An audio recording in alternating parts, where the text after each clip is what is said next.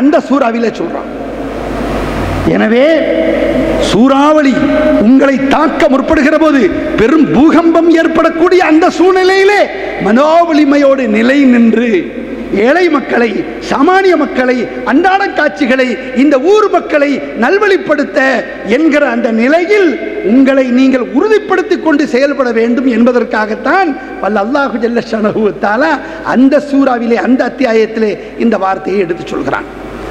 என்னுடைய உரையினுடைய இரங்கல் உரையுடைய நிறைவுக்கு வருகிற போது இளைஞர்கள் என்பவர்கள் உங்களுடைய பேச்சை நிச்சயமாக கேட்பார்கள்.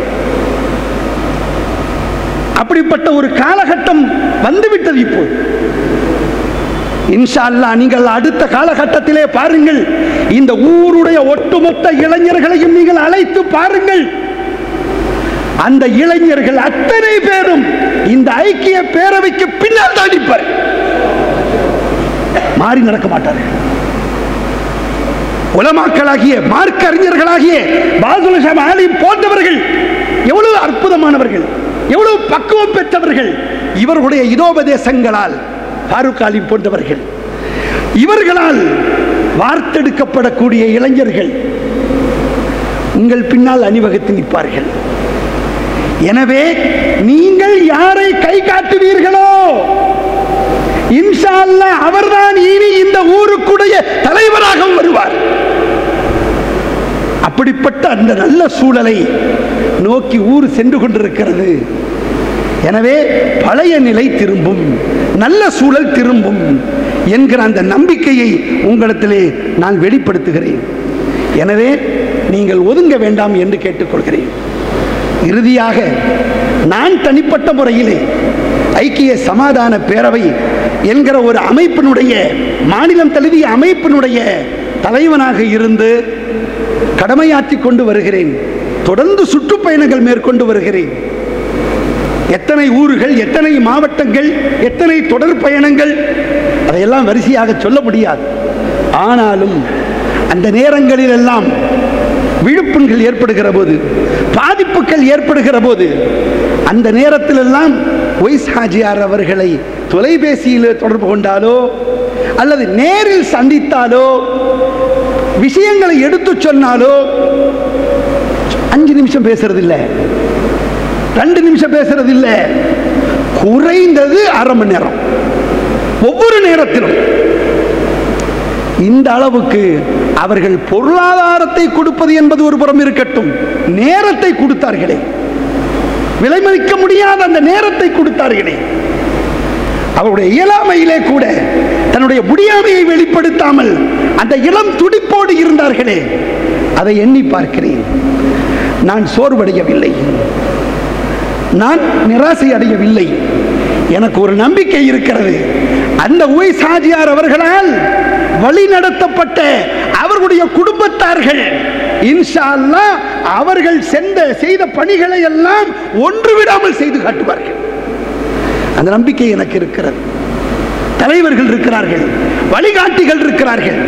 கடைசி நேரத்திலே கூட முத்தஹாஜி அவர்களும், பாதுல் ஷாம் ஆலிம் அவர்களும், ஏகே பீர் முகமது காக்கா அவர்களும் எல்லாரும் ஒன்னா சேர்ந்து ஊர் முழுக்க தாவா பணிகளை நாம் செய்ய வேண்டும், அந்த தாவா பணிக்கு முழுமையாக ஊக்கம் ஆக்கமும் கொடுக்க வேண்டும் என்று நம்முடைய பிரபு சுல்தான் ஹாஜியார் அவர்களும் கூட, சீனாலேனா காக்கா அவர்கள் கூட, பாளைய முஸ்தபா காக்கா அவர்கள் கூட, இப்படி எல்லோருமே இணைந்து இந்த முயற்சிகளை மேற்கொண்டு இந்த தகவலை உவைஸ் ஹாஜியார் அவர்களிடத்திலே சொன்ன போது, நான் இதற்கு என்ன செய்ய வேண்டுமோ அனைத்தையும் முழுமையாக நான் செய்வேன் என் காலம் உள்ள அளவு என்று வாக்குறுதி கொடுத்தார்கள்.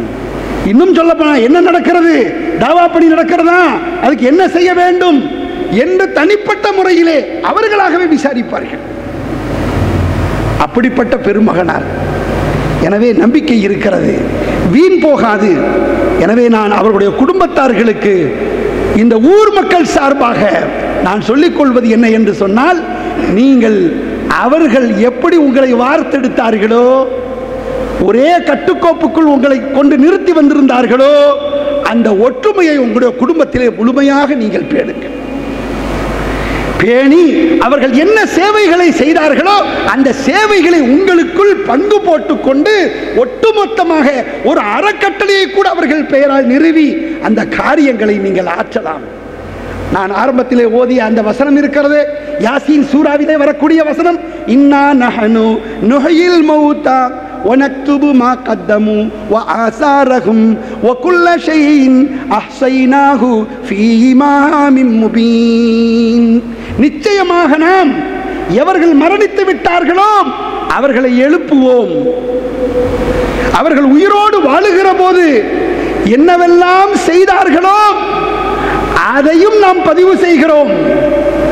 அவர்கள் மரணித்ததற்கு பிறகும் அவர்கள் செய்யக்கூடிய காரியங்கள், அதுதான் சுவடுகள்.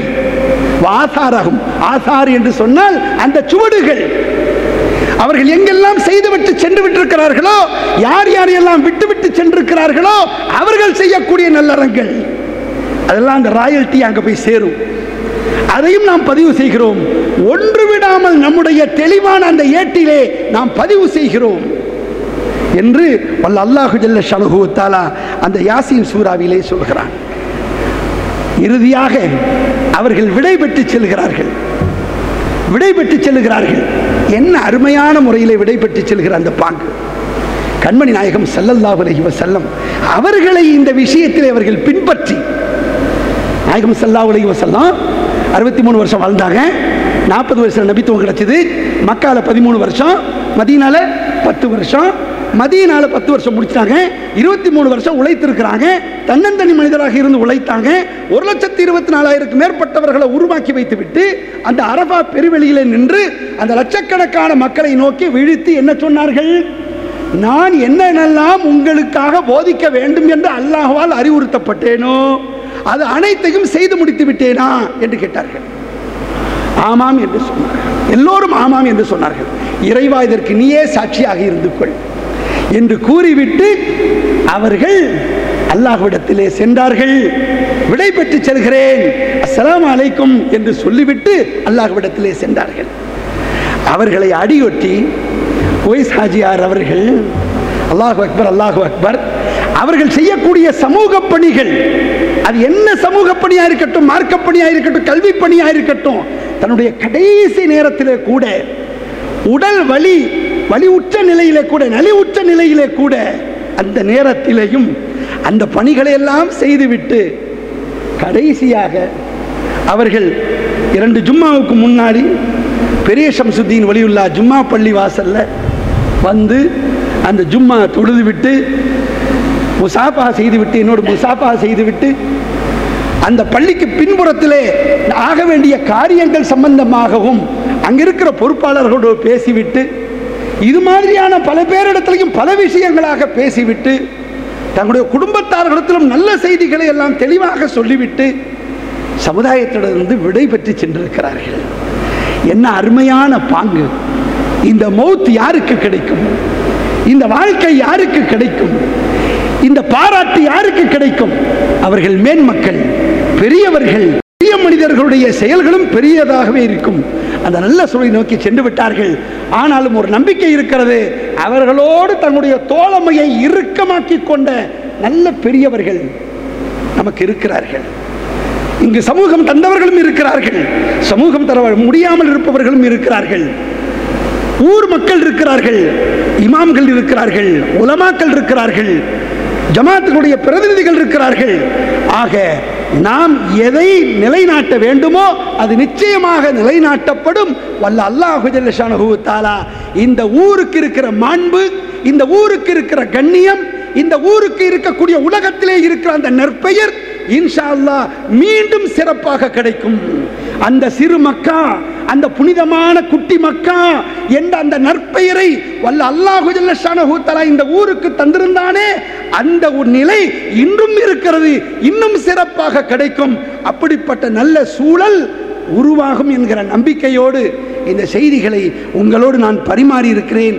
எல்லாம் வல்ல அல்லாஹு ஜல்ல ஷானஹு வ தஆலா நம்முடைய உயர்ந்த தலைவராக, வழிகாட்டியாக, சேவகராக தம்மை அடையாளப்படுத்தி கொண்ட அந்த மா மனிதர் உவைஸ் ஹாஜியார் ரஹ்மத்துல்லாஹி அலைஹி அவர்களுடைய மன்னரையை வல்ல அல்லாஹு தஆலா சொர்க்க பூஞ்சோலையாக ஆக்கி அருள்வானாக.